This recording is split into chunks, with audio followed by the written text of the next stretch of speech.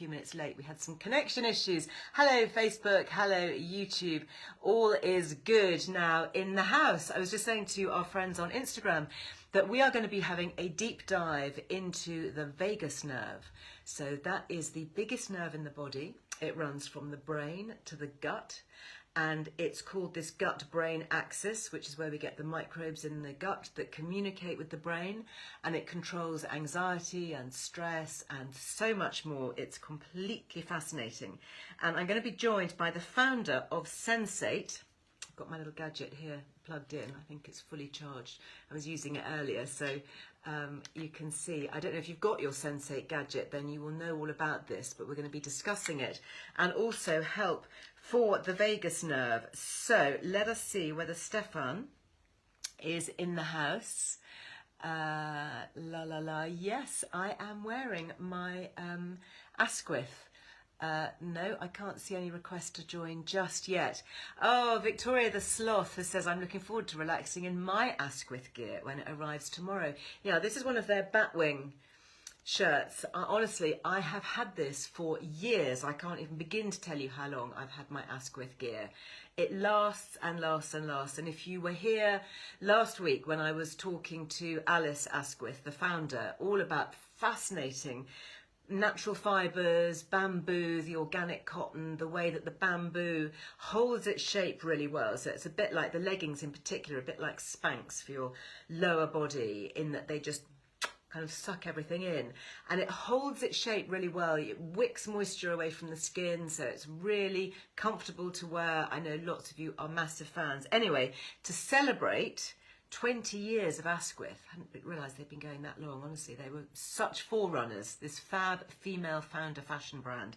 They're giving us 20% off on their website, so do go check it out. Okay, it's Liz Loves, all in capitals, all one word, gets you 20% off the Asquith website, and some of their new designs are just beautiful. Honestly, you trust me, you will thank me later, particularly if you're traveling, if you're going away. They're super comfy to travel in, they're lightweight, they keep you warm and comfortable, but they also keep you cool, they protect you against the sun. Love it. Love it, love it, love it. Okay, so yes, we are talking about stress.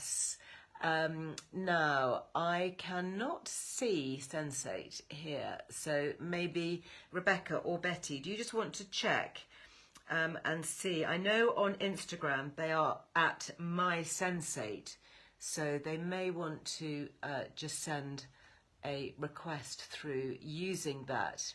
If you want to find out more about them, the website is getsensate.com. getsensate.com.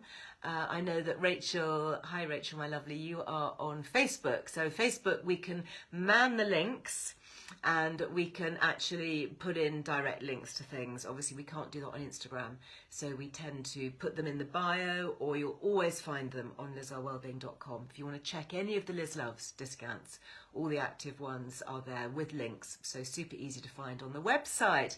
Flora Maz says, thanks Liz so much for your great interview, Ingenious Collagen. So interesting, and I have ordered the Beauty Collagen. Yeah, indeed, I take it. I took mine this morning. I take 3 or 4 capsules every day, and I definitely think that my skin is better for it, and my hair and my nails actually stronger. And I've looked at the research, I've looked at the evidence, and very skeptical about some of the collagen supplements that are out there, but Ingenious Beauty is the one that I do rate because it has been backed by a double-blind, placebo-controlled clinical trial. So that's what we love here. We love evidence-based information. So the other things actually that I need to tell you about, which you must not miss, because my goodness, June, where is June going? It's just running away from us, isn't it? What's happening to the year? When you think we've already had the longest day, haven't we? 21st of June. And now it's kind of downhill all the way till Christmas. Oh my goodness. Anyway, it's a reminder that some of the Liz Loves discounts run out on the 30th of June.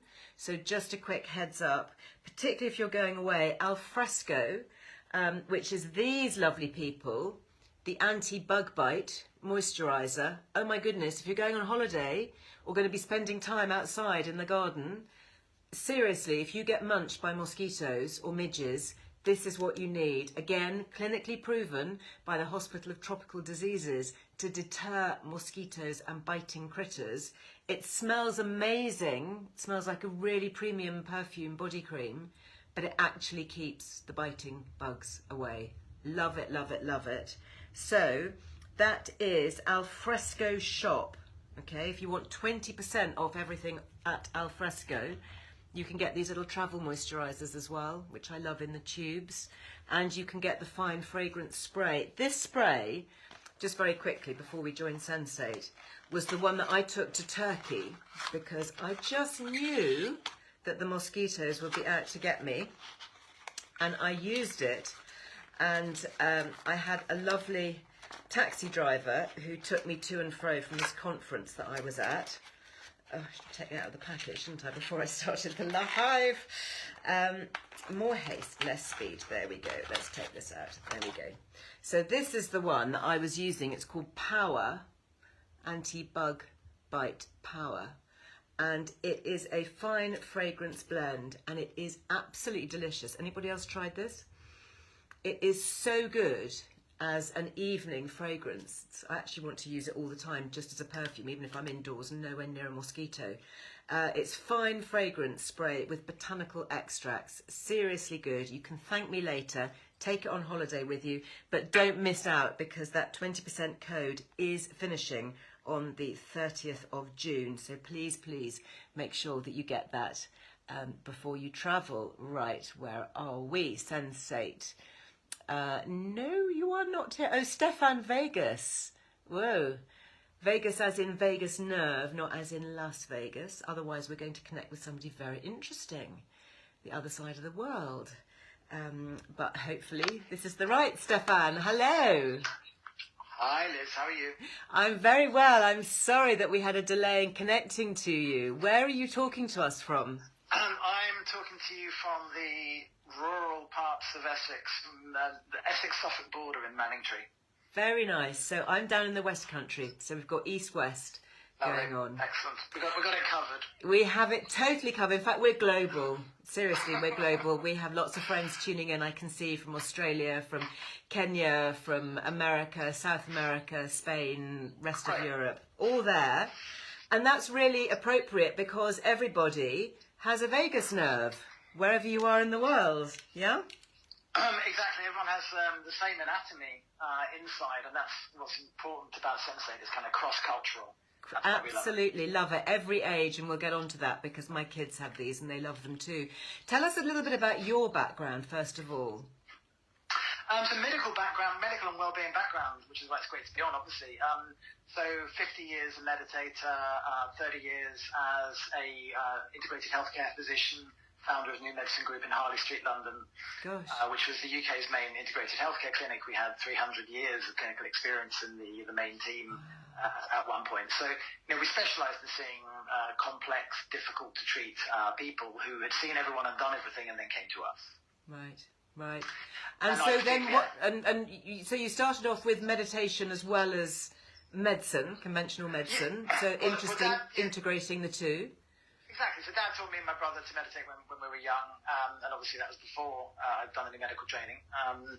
But I've used meditation, breathing, mindfulness in my practice of patients always. I trained with various monks and John Cabot's in the progenitor, if you like, of mindfulness meditation as we know it in the West. My own particular interest within the team has always been anxiety, mood states, trauma, PTSD, etc., insomnia, chronic pain. So stuff around the regulation of the autonomic nervous system, what we call functional disorders. And I'm hearing more and more, actually, from conventional medics talking about things like breath work and how incredibly powerful this is for all those things that you just mentioned: anxiety, stress, PTSD, trauma, sleeplessness. I mean, it's extraordinary, isn't it, how something as fundamental and as free and easy as the way we breathe can have such an impact. How should we be breathing? What are your tips? Well, it is nice, because obviously we have been talking about breathing for a long time. my colleague Leon Chater literally wrote the book. He did? Was that your colleague? My goodness. He was one of the four founders in the medicine group. So he wrote the book, the treatment of breathing pattern disorder. Yeah. And this is before anyone knew they had a problem with breathing. As you say, it's interesting because everyone thinks they know how to breathe, and then you measure them, and you can. So we use objective measurement as well. So you can actually show people that they're really not breathing the way they think they're breathing. So I've heard that you have to breathe out for longer than you breathe in. Is that right? Yeah, so it depends what you're trying to do.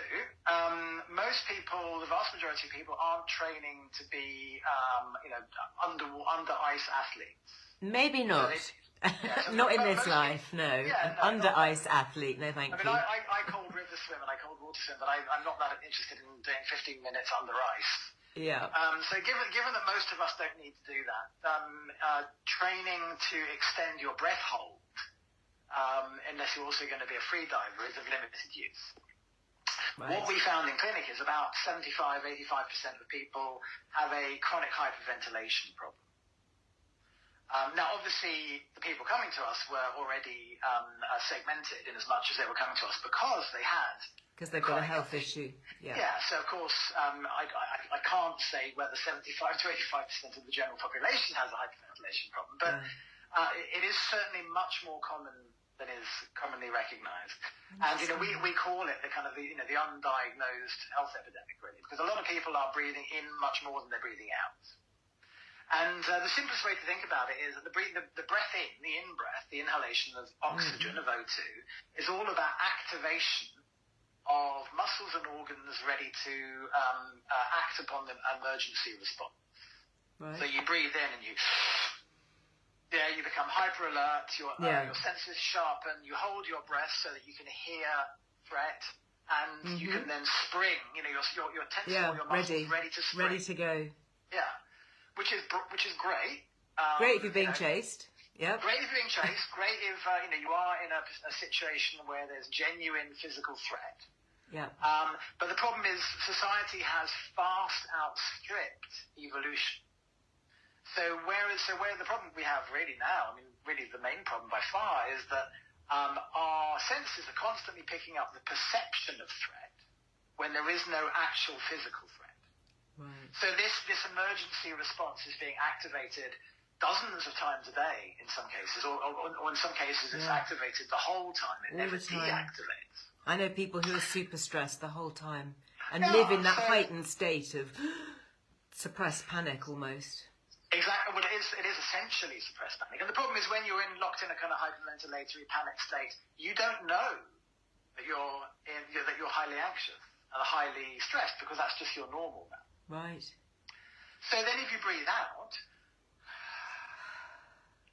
so that's the rest and digest. That's the flip side of the autonomic nervous system. Uh-huh. So that's when the O2, the CO2, rises in what you're breathing out. So breathing oxygen in to tense the muscles, great. But I've never met anyone, unless they've actually got a severe lung condition, who has an O2 problem, in as much as they can't get enough O2. Right. What we see a lot is people that have a CO2 problem, in as much as they're chronically CO2 diminished. Yeah, they don't have enough CO2 in their system. And we tend to think of CO2, because of obviously the environment, etc., we tend to think of carbon dioxide as a bad thing. Yeah, we do. You'd think, I don't want CO2 in my system. Well, so you really do. We do. Okay, thank you for correcting us. You want both, of course. Okay, sure. You need the oxygen, obviously. Pure O2 or pure CO2 is toxic. You need, it's the exchange of one to the other. So you can't just breathe in any more than you can just breathe out. You have to breathe, and it's a yin-yang thing, right? So you breathe in, you exchange, you breathe out. But our relationship between breathing in and breathing out has become skewed. So we breathe in and we keep on breathing in, even though the lungs are full of air, and we breathe in more. And that essentially is a description of what takes place in a panic attack. Somebody's breathing in. Yeah, they're just breathing in. And they're breathing in. And they think they can't breathe. They can't breathe because their lungs are full of air, not because they can't get air. Right. So it's focusing on that exhalation then that's so important, for anxiety? Exactly. It's long, slow exhalation will increase respiratory CO2, which is the rest and digest aspect of the autonomic nervous system. So and what would the ratio be? I mean, would you breathe in for 2 and out for 4, or is it sort of 3 and 4, or 5 and 6? Or I mean, there are within reason, a longer exhalation than an inhalation. okay. However, the quickest way to make somebody anxious about their breathing is to get them to notice their breathing. Right, as if they haven't got enough to worry about. Yeah. If you want somebody to have a panic attack, tell them to look at their breathing. Okay. So this is in fact why within my clinical work I ended up using technology rather than just breath work, because especially we were dealing with a lot of traumatized people with PTSD and trauma, not non-PTSD trauma, and it's very easy for people to disassociate or to become anxious and to panic. So we had to find ways to work with people so that they wouldn't panic or become anxious or disassociate.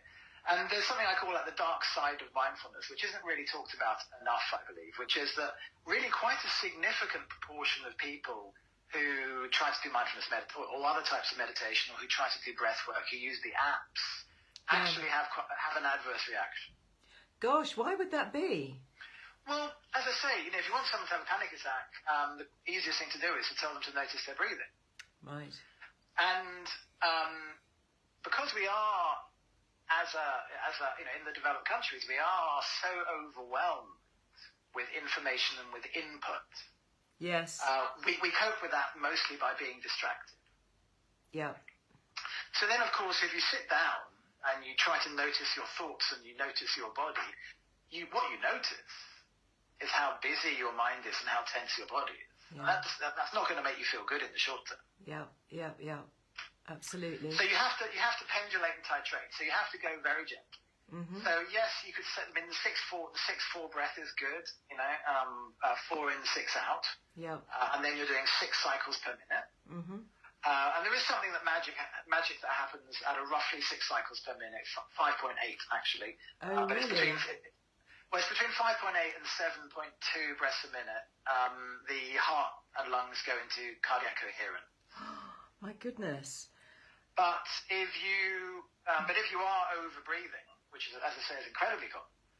Yes. If you try to count and notice that, you're actually going to have the opposite effect. Okay, so how does this then all link to the vagus nerve and the work that you do now with Sensate? How did that all come about? Yeah. So, I mean, the New Medicine Group, we came together, and you know Leon. I know of him very well. Yeah, I mean, he's a very famous functional medicine medic. Leon was the last of the great naturopaths. He qualified in the year I was born. Gosh. An unrivaled experience and a huge written legacy. He passed away a couple of years ago. Yeah. But left a most astonishing legacy behind, including all the work around fascia. He was instrumental in the discovery of fascia and the So fascia is extraordinary. A lot of people are talking about fascia now, and that's the sort of intermediary layer, isn't it? Sort of between the skin and the fat. Is it in the body? It's there's different types. There's deep, superficial fascia. I mean, the easiest way to think about it is if you've ever peeled the skin off a chicken. Yeah. That transparent membrane. Yeah. That's the fascia. Right. And we have it all over in our bodies. We have fascia tissue. Fascia goes around literally every part of the body. If you could dip, one of the way Robert Schleip, who's a great fascia teacher, he used to say, if you could dip somebody in a solution that would dissolve everything except for the fascia, you would have a completely transparent version of it. Wow, isn't that amazing to think of that? And it's essentially water in jelly form. So it's a thixotropic water jelly. With hyaluronic acid. I mean, hyaluronic acid has become very trendy and obviously very important. Hyaluronic acid. Well, for your skin anyway, to get your skin glowing. Yeah, absolutely. And gelatin's become very trendy as well. Swallowing them, unfortunately, will have zero effect. But bone broth, for instance, which obviously is very high in gelatin. Yeah. Yeah, I was just talking about that earlier, actually, about the collagen. I like the capsules that are highly protected, so they actually make them positive impact on the skin as well. But you know, make it through. Yeah, sorry, we lost you for a second there. So he was a real expert in fascia. And is there a link with fascia and stress then? So one of the many. Yeah, there is. So you're asking about the vagus nerve and the autonomic nervous system. So I'll just say a little bit about that and link that to mention how that's linked to the fascia. So the vagus nerve is simply, in some ways, I mean, saying anything about the vagus nerve bit is simple is an understatement, but it's the longest part of the autonomic nervous system. It's the longest nerve in the autonomic nervous system. Right. So it starts in the brainstem, it goes down through the ear actually, through all the organs right into the pelvis. Oh, really? So, is it like one nerve, or does it branch off? No, there are multiple branches of it. So the anatomy of the vagus is very complex, and it has up regulation, down regulation capacity. And until fairly recently, it was just regarded as to do with balancing things like blood pressure and heartbeat, etc. It's the way that that you and I are talking about the vagus nerve now isn't probably the way that a neurologist would talk about it. Okay. What would a neurologist say? They would tend it to be the 10th cranial nerve, and it has very specific functions related to the autonomic nervous system. Now, of course, it does all that, but because of its links to the fascia, it also has a strong relationship with our ability to regulate what's going on in the internal world with the external world. And it links to, it's one of its functions. It has many emotional and physiological functions, including the regulation of heartbeat, regulation of breathing. Right. But also because it goes right down through the diaphragm into the pelvis, it also has a direct relationship with sexual function and the gut. So, I mean, when we talk about the gut-brain superhighway, the microbiome, we're essentially talking about the vagus nerve. The vagus nerve, right. It's the vagus nerve that starts in the brainstem and goes down into the gut. Got you. And we've had a vagus nerve for 500 million years, whereas we've only had a human brain, what we can call a human brain, for about 1 million years. So the point is the vagal nerve and autonomic nervous system functions are infinitely hardwired into our cells in a way that our human responses aren't. Right. Which is why things like panic or anxiety are completely interdependent of intelligence or education or background. Yeah. Professors have panic attacks. Right. That's good to know, isn't it? Put us into perspective, really. Yeah.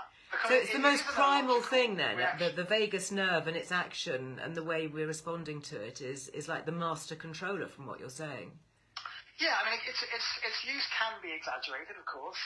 It's like anything, but it does. In New Medicine Group, we were trying to find one metric where we could say to people, if you're going to do one thing, work on this. And we looked at all the available, so it wasn't blood pressure, it wasn't cholesterol. The metric, the thing that people can work on that seems to have the deepest, most profound capability of producing a longer, healthier life, but also happiness and creativity, etc., is what we call vagal nerve tone. So the tone of the vagal nerve, so like muscle tone. Yep. But if you can increase the tone of the vagal nerve, you increase its adaptogenic, its resilient capability. That's what this does. Yeah? So human beings have found ways to self-regulate over thousands of years. So people have hummed or ommed or sung. So what does do? Does that cause a vibration here? Yeah. So everybody's hummed in the shower, right? Everybody knows what it feels like to hum. Yeah. And when you feel happy, you do tend to hum. You do, exactly. It's almost it's an image, isn't it? The person is humming along, carefree, jogging along while humming. Yeah. So and cats purr. So it's the same physiological experience and mechanism as a cat purrs. A cat purrs when it's happy or when it's healing. Right. Yeah. And it purrs at 33 hertz, which is one of the frequencies we use in Sensate. So it is very much like, and people often describe that actually, having a bit like having a cat on your having chest. Having a cat purring. I love it. Everybody's humming on my Instagram. Is everyone on Facebook humming and YouTube? I hope you're all having a good old hum. I went to a wellness retreat not that long ago actually in Turkey. And before several of the sessions, we were all encouraged to hum. And it was quite amazing, actually, that the group collective hum and the energy and the vibration in the room, as well as sort of just for you personally, was extraordinary. It's lovely, isn't it? And obviously you have gong rooms and you have entire people have been humming in spiritual practice for thousands of years, humming or omming or chanting. Yes. And these kind of rhythm, and of course breath work, so anything which produces a rhythmic, deep resonance in the throat and chest has these kind of properties. And this is completely free. Love it. Humming and deep breathing. And all the best things in life really are free. Yeah. So breathing and humming and love and generosity, these are all free. Yes. And these are things, but they're hard to practice. Yeah. This is the problem. They're free, but they're hard to do. Yeah. But it's where we can put our energy. Yeah. So at what point then did you come up with Sensate? How long have you been doing Sensate and what's, it kind of does the humming for you in a way, doesn't it? Yeah, and that was really what I found, is that the breathing and meditation techniques that I've been using for a long time with people was stopping working. Right. So, whereas, 15 years or so ago, I could tell somebody, and I had a practice in the city, so I had a lot of anxious, stressed commodity traders and the like. Right. And, there was a time when I could say to them, okay, go off and do this exercise, 10 minutes a day, 1 hour a day, and come back in a month. And then it got to the point where people couldn't even do 10 minutes with an app.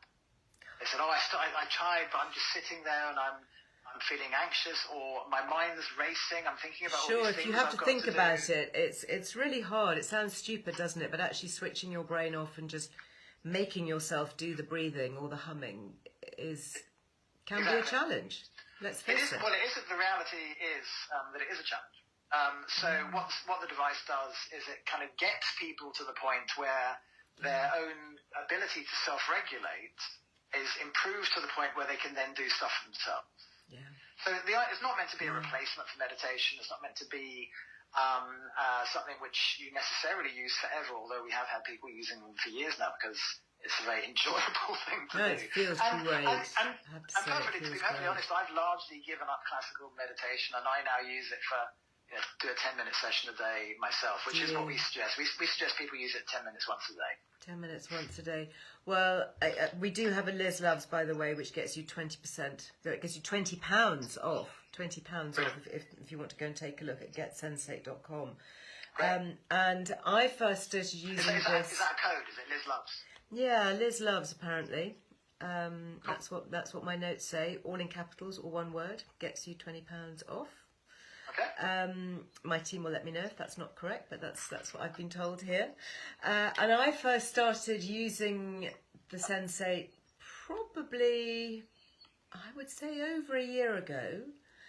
I know it was during a lockdown because there was a lot of anxiety, and I was really interested in researching ways that could help people who couldn't get outside, but actually to do something inside that's really simple and effective. And so many of my friends and my family here on social media saw me talk about it, bought it, and just fed back the most incredible feedback. Saying it's the best purchase they've ever made, it's been incredibly helpful. I have 2 daughters, both of whom have different health issues. I gave them both a Sensate for Christmas. They both love it for different reasons. Right. Lily has an autoimmune issue and long-term pain. Brella has been quite open about her anxiety, particularly during student times with exams and things and stress. And for me, it's just sort of general keeping calm, keeping calm for everything and carrying on, and wanting to have better sleep. And just understanding, once you understand that the vagus nerve connects to everything, you realise that toning it is going to be so helpful for pretty much everything in the body. I mean, that is basically true. You know, as from a medical perspective, I can verify that it's the most, toning, having a good vagal nerve tone is, you know, we discovered the single most important thing you can do. And because we are so overbusy and overstretched, you can't do everything. No. So where are you going to put your energy? You have to put your energy and your time in the place that's going to give you the most return. Yeah. And stress is incredibly aging. Both from a physical point of view, but also from an aesthetic point of view, it makes you perform poorly. It makes you make bad choices. Yeah. So my whole reason really for going from being in a private practice to using this technology was impact. So I think we need millions of people in the world making better quality decisions. You should be on the National Health. You should be able to get them. I mean, can you imagine how people's health would be improved for all sorts of things? Anxiety. Yeah, but also a lot of it's about self-empowerment, isn't it? So yeah, you can take it into your own hands. If people have to make the decision to want to improve and to want to use it. So if we gave these to everyone in the population, a lot of people wouldn't. It would just sit on the side. They would need it. Yeah. So much, and this is the difference between well-being. Yeah, a lot of it's about self-empowerment. Yeah. Yeah, it's about deciding that you want your life to be better. Yeah. So physically, what happens when you get this is it comes in a really beautiful box, and you download the app. You're wearing it with a lanyard, which is great. So we give people the lanyards because people often get so relaxed that they want at the end of the session they stand up and they forgot they've got it on. And Otherwise you can just lay it on you. Yeah. So generally speaking, you lie down. It comes in a little kind of neoprene bag, which is like this, which I rather like. Yeah, really and you just turn it on, sync it, choose a track in the app, hit go, and the app's are 10, 20 or 30 minutes long, and you put your eye mask on, headphones, and obviously the track stops headphones, and you're aware. So what you feel is very much like a cat purring on your chest, or like a humming, feeling in your chest. I love that. I've just got kittens and they do lie on my chest and purr, and it is the most loveliest sensation. Exactly. And that is what it's like. So it sort of slightly vibrates and joggles depending on you can change the intensity too, can't you? You can have it very low or you can have it high. Yes, exactly. So you can change the intensity, the volume in the headphones and the intensity of the resonance. And we construct pieces of music, which you choose in the app, which are where the low frequency, the infrasound, is felt rather than heard.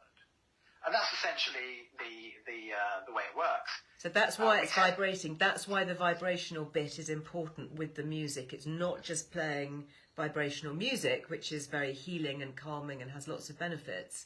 You're getting the physical vibration as well, which is it goes through your bones. Is that right? In your rib cage.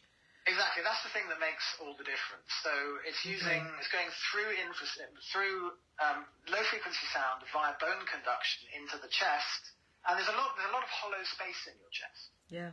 There's a lot of air in the lungs and around the lungs. And the way I like to describe it is the sensate's like a really good quality speaker in your hi-fi. And then your chest is like the beautiful wooden speaker cabinet. Yeah, so without the speaker cabinet, the speaker doesn't sound good. So it's like a really beautiful hi-fi which your other people can't hear, but you're hearing, your body's hearing it internally. And it's then being transmitted through the fascia, which is this the fascia, back to the fascia. Through the entire body. Oh my goodness. So this is the interesting thing. So fascia is essentially water. And sound travels through water many times faster than nerve conduction speed. So nerve conduction speed is about 330 meters a second, which is very fast, if you've only got to get from the fingertip to the brain. It's not very long. But sound travels at up to 3,000 meters a second in water. So in other words, when you're using something like Sensates, your body is hearing the signaling before your brain registers it. That is wild. That is really wild, that your body is responding to this before your brain has even had a chance to process it. And that's the level it's responding at. It's responding at this kind of subliminal brain stem pre-verbal level, which is why we don't tend to use words, because as soon as you start to use words or language, you start engaging other parts of the brain, which we really want to keep people out of those parts of the brain. Right. We want to keep people in a very autonomic, low, in a sense, brainstem state. Yeah. Wow. Tell me about the different vibrations of sound, because I have been looking at sound healing, and I've had some sort of sound baths recently using gongs and chimes and all sorts of things, and it's very profound, and it's taking you down into, is it a theta state of brain waves when you tune into certain vibrations? Theta is sleep state, sleep frequency, really. So yes, you might do. A lot of people do fall asleep with these sort of things. I mean, I love sound baths. I love the use of sound generally. I've used sound in the clinic for decades. I started by putting speakers under pillows and things. This is where it all kind of evolved and developed. Really? You're such a pioneer. I love it. It's like talking to the sort of the early gold prospectors, people who say, back in the day, we were doing this and we were discovering that, and now, of course, it's all really high tech and easy and quick. Well, it is nice. A lot of the stuff that is, relatively common or being spoken about now, like the vagus nerve, like fascia, like breathing, are things that we were literally doing in clinic 20 years ago. Yeah. But that's how long it takes for things to become mainstream. So that's just how it is. That's fine. We don't have an issue with that. But I think we don't understand necessarily how much of sound we perceive via sensors in the body versus in the ears. So we tend to think of sound as being just compressed airwaves in the ears, which of course it is. But probably at least 50% of your sensory sound experience is via body receptors.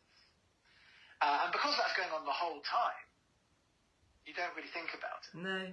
But if you're at a concert, if you're outside, if you're walking down the street, it may even be responsible for some aspects of extrasensory perception. Things that we sense and we don't know how we've sensed them. Some of that certainly will be low frequency sound. I was watching a documentary about elephants the other day. They communicate over vast distances and they don't know how, but we do know that they can feel infrasound through their feet. Yeah. So they tell each other in these vast dry deserts where there's a water hole, different communities of elephants. So one will find the water hole, and then another community will start coming towards it, 100 miles away. And they don't know how they do it, but I suspect this is how they do it. Through the vibration. And whales can hear infrasound, at 19 miles away in water, etc. And we can perceive much more than we think we can with low frequency sound, with felt sound.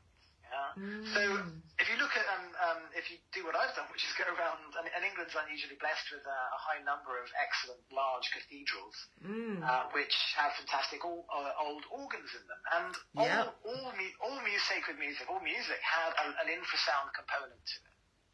So if you look at early music, and a church organ, big church organ, has the two lower octaves of the organ are below the hearing threshold. That's so fascinating. I'm going to talk to my brother about that. He is an organist at Canterbury Cathedral. Oh, brilliant. Well, go and ask him to play you the lower octave. Play the lower octave. But you'll feel it. Amazing. That is so exciting. I think partly that's what the sacred geometry was about. People were constructing these amazing stone edifices so that you would feel some of the sound through your whole body, which added to the experience of awe and wonder. So in a sense, that's what we're doing here. We're creating resonance in the chest, and you could do this yourself by humming and humming, but actually that's surprisingly hard to do accurately. And you can't do it for 10-20 minutes. and you can't do it for 10 minutes, and also you definitely can't do it when you're asleep. No. So that's the value. Really. Could you fall asleep with this on, and it would still be working? People do quite often fall asleep, which is why, as I say, is why we put in the lanyard so that when people fall asleep, they don't it stays in place. Yeah, interesting. I can understand how it's really toning the vagus nerve to help with anxiety and calming stress. Talk to me about how it can impact things like depression and the immune system and gut health. I mean, it just seems so far-reaching, the benefits. Well, most things that people now experience are chronic functional disorders in many cases. Once they become something else, then you've already had that problem for quite a while. Right. So IBS or gut disorders, if we've already mentioned that the vagus nerve is essentially the gut-brain superhighway. So the thing that controls gut regulation is the autonomic nervous system. The thing that controls breathing is the autonomic nervous system. Mm-hmm. The heart rate. If you're worried about high blood pressure, then the best thing you can do is work on your autonomic nervous system and your vagal tone, your relaxation. Of course. Obvious. Don't take a pill to be bringing it down. Let's try and get the body to do something for itself. And because it passes through all the parts of the body, right down into the bladder and sexual organs, so it connects with the respiratory diaphragm, but also the pelvic diaphragm. There's also connections with sexual function and sexual expression, and therefore also creativity, and overall feelings of contentedness and well-being. Yeah. Some of those things are more, are directly anatomical. So, like I say, the relationship between the brain and the gut is just, simply a mechanical one of where the nerve goes. Same for the heart and same for the lungs. Sexual dysfunction in men or women. Again, we can see the relationship with the nervous system. Yeah. When we start getting into more subjective areas like creativity and contentedness, then you have to widen your perspective a little bit and look at the overall function of well-being. Yeah. Because it's a less mechanical, less anatomical relationship. Mm-hmm. But we know from studies, and we know from people that meditate, for instance, on a regular basis, that the most effective interventions for health, happiness, well-being, longevity are breathing and meditation type of things. It seems to have very quick results. I'm just looking here at some of the comments and the feedback from people who've already tried it. Devon says, it does work. I used it last week. I felt so much better the next day. Is it something that you can see? A. Davis says here, I use it every night in bed. It really sends me off to sleep. I mean, how quickly would you see results from it? A lot of people do. The majority of people will notice some difference after a first 10-minute session. Gosh. And I wouldn't say that rashly, without knowing this to be true from the vast majority of people's experience. Some people, of course, have to do maybe a week or two before they really notice much. Right. But it's this is why I've thrown my entire career into this. Because I know from working with thousands of patients that this has the ability to have more impact than anything else I can offer people. And I'm all about the impact now. All I'm interested in is getting a critical mass of people better able to cope with stress, because if they're better able to cope with stress, they're happier and they're better people. And I do know that people, my Lily, for example, and others who have issues with chronic pain, fibromyalgia, have been really helped. And it's hard to quantify that. But I guess, is it because the vagus nerve is physically being improved in some way? Why is the pain issue helpful here? Well, you've got to know that pain only exists in the brain. And it's completely subjective. There is no objective measurement of pain. Yeah, it is real though. Oh, it's completely real. The person feels pain, but what I'm saying is you can't measure what they're feeling. No. And they have to tell you what they're feeling. Yeah, they have to tell you. And it only exists in the brain. So pain is only pain when the signal has gone from wherever it happens to be. Yeah, when your brain tells you that you've got pain. Yeah. And at that point, your brain says, "Oh, that's pain. We should move away from it." And that's the purpose that pain serves. If we look at everything through an evolutionary biological perspective, then things make sense. Yeah. So chronic pain serves no useful purpose. No, biologically. So therefore, there must be a way to switch it off. Yeah. Because if it is all about thrival, and I don't actually, one of the things that I talk about a lot is not survival of the fittest, but actually the thrival of the kindest. Oh, I love that. Thrival of the kindest. Yeah. That is just genius. Who cares about survival of the fittest? You want to thrive of the kindness. Yeah. And actually, human history tells us that this is true. Darwin has been badly misquoted by commercial forces that want people to think that you have to strive harder, work harder, and buy more stuff. Buy more stuff. If you're going to be happy. Yeah. Actually, we see from communities, we see from archaeological evidence that it was communities that worked together that did well. Yeah. So human beings are hardwired to be generous and to be kind, given half a chance. That's encouraging. Yeah, it is. And we feel good. We feel bad when we're being mean. We feel good when we're being kind. Yeah. And people talking about travelling here and taking away stress. Could you use this, for example, if you were a nervous flyer? But there was an article in Vogue about that, actually. Somebody who had major plane flight anxiety. Yeah, some people really do. Yeah. Really? Yeah, so yeah, definitely helps with that. And is there any age limit? I know sometimes my youngest can feel quite anxious. I mean, in principle, apps aren't supposed to be used with anyone under 13. Okay. So that's a limit set by the App Store. So we say 13 or older. Yeah. But we do know that a lot of parents use it with their kids. I use it. My 10-year-old used to have nightmares, and we used to use it with him. But I was willing to take responsibility for that. Yeah, sure. So interesting. And before we go, what about things like improved immune function and resilience and resistance to all the flu bugs that are around at the moment, that kind of thing? So I think vagal tone is essentially a metric for resilience. Right.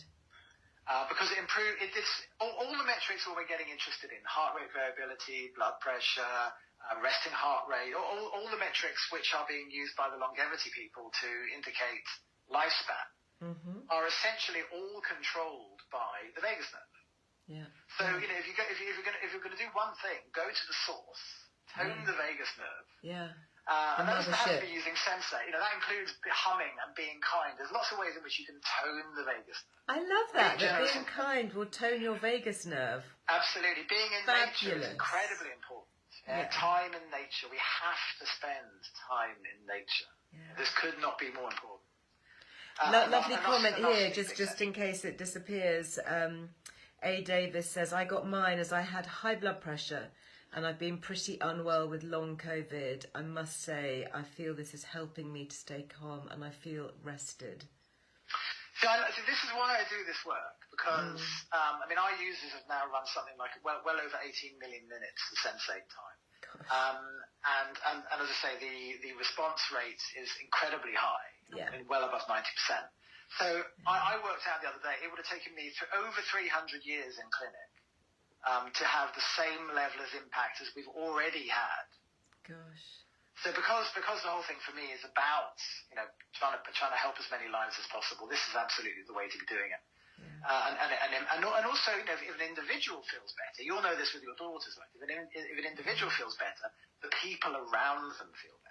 Their friends, their family will also feel happier and more content if the person feels more content. So just to very briefly answer your actual question, all the functional disorders, so long COVID, Lyme disease, fibromyalgia, all these IBS, all these syndromes of the autonomic nervous system not functioning properly. Right. Yeah. Because lots of people get COVID. Why do some people not recover? Yeah. And what seems to determine recovery, as well as getting ill, is the strength, the resilience of the autonomic nervous system, particularly the vagus nerve. Yeah. Any contraindications? Any people who shouldn't be using it? We say if you have a pacemaker fitted, or if you're pregnant. Again, we haven't done any research to show that would be a problem. No. But you're just being on the side of caution. To be cautious, yeah. But presumably, if you're on medication for high blood pressure, that kind of thing, you could use it alongside and see. Oh, absolutely, yeah, because it's working on a energetic level. It's not working biochemically. You're not increasing. It's not going to interact with blood thinners or medications. No. So it's really, I guess, it's like going for vibrational sound baths or doing lots of humming. Yeah, it is. If you said to your doctor, I'm on this medication, do you mind if I hum for 10 minutes a day? Your doctor's not going to say, well, that's going to be a problem. It's just kind of doing the work for you in a much nicer way, a more regulated I've read quite a way. few of the contraindication sheets and drugs, and humming has never been. Humming is not on there.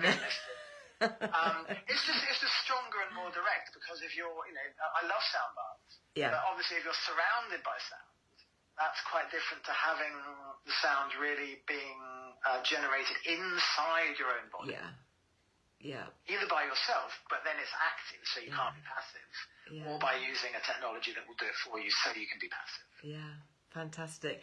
And I'm just going to be reminded of my beautiful purring kittens on my chest, just sort of lying there purring, because it's similar but stronger. Particularly, I do actually turn my sensate up now, and I do like that strong vibration going through my chest, as you explain it, that cavity wall amplifying it, and I just feel the benefit throughout the whole body. It's genius. Yeah, I have a special one that I've hacked that goes up to 11. Because I like it strong as well. But you turn the dial up. That's really sneaky. It is good to start gentle, because obviously if somebody's functional system is dysregulated, then they're more sensitive. So start gentle. Start gentle, and once a day you'd recommend?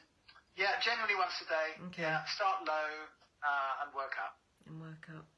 Brilliant, Stefan. Absolutely genius. Lovely to chat to you. Do come back and chat again. I think we've just scratched the surface of all of this. Do you ship globally, by the way? We do, yeah. Right. Europe and America in particular, but actually I think Australia and Canada are going big guns at the moment as well. Fantastic. Well, I'm not surprised. I wish you huge success with it. Lovely to connect with the founder. So thank you. Thank you for your time today, and thank you very much for our discount too. Nice to see you. Bye-bye. Take care. All the best. Bye. You're going to have to click off, because if I click off, I run the risk of clicking everybody off. Fascinating, don't you think? Lots of you have got yours already. Liz Loves, all in capitals, all one word, gets you 20% off. Go and check it out. GetSensate.com is the website. Ships internationally. Loads of testimonials and blogs and lots of good info on there if you want to know a little bit more about it. A couple of other last chances, actually, just before I go, which my team have reminded me I need to tell you about in case you're interested. Dr. Lip, that amazing purified lanolin in a little teeny tube. I've got mine in my bag over there, just out of reach. But I use it all the time, travel with it. Great stuff. 15% off. drlip.com. That expires midnight on the 30th, so don't miss that if you want that for your holidays. And also Noggin Brain, the really good nootropic formulas. I know many of you have tried this. This is a great one, actually, if you're wanting to use something with your sensate. It's called Pause. This is the one that has magnesium, hops and ashwagandha. Great combo. Then you've got Fogo, which is the B vitamins with evening primrose oil and bacopa. So go and check that out on their website, Noggin. And then this one, which I might take a bit of right now, is called Oomph. Okay, Oomph. And that's got the ginseng and the rhodiola, which is the adaptogenic herb, and the B vitamins with vitamin D as well. Really love Noggin. Great British brand. And if you want to check it out, it's called Noggin Brain. nogginbrain.co.uk. 10% off with Liz Loves, and that also ends midnight on the 30th. So lots of connected things, lots of interesting stuff to go away and think about. Seriously, if you're travelling and don't want to get bitten by the mosquitoes, then give yourself a quick spritz. This is one that I love. I've got the original alfresco and also this one, which is called Power, which is a really delicious scent, and the mosquitoes hate it. Ha ha ha. We don't care. We laugh about that. I'm going to be back with you on Tuesday for my next Instagram Live, but also, could you please put a note in your diary if you are a Thursday viewer? Next Thursday, I have two, not one, but two Instagram Lives. I'm going live at 11 o'clock on Lizzo Me for a special. And then I am also with you on Thursday at 2 o'clock with Professor Dawn Sim. Do you remember Dawn Sim? We love her. Talking about menopause and dry eyes. Okay, so that's next Thursday for those of you who are Thursday watchers. That is going to be, is it this Thursday? Sorry, am I getting confused? Yes, I am. I'm so sorry. This Thursday, I'm forgetting my timings. This Thursday, 11 o'clock in the morning, if you want to watch me live, or you can watch on Catch Up. That's over at Earle Me. And I'm going to be with A. Vagal talking about menopause supplements and more. So that's going to be really interesting. And then in the afternoon at 2 o'clock here at Earle Wellbeing, I'm going to be talking with Professor Dawn Sim, talking specifically about menopause and dry eyes. And she is the amazing ophthalmic surgeon based at UCL in London and Moorfields, Professor of Ophthalmology. So if you've got any ocular questions to do with the eyes, make sure that you tune in at 2 o'clock or catch up later. You can catch up always on YouTube, on Facebook and on Instagram. We do save all our recordings because our guests are always so fascinating. I know many of you watch on Catch Up if you can't make the lives. That is it for today. Lovely to have your company. Let me know what you think in the comments, either on Facebook, on YouTube or on Instagram, and I'll see you next time. Nice to see you. Thanks for all your comments. Thanks for your hearts. Sending hearts back. See you soon. Take care. Bye-bye.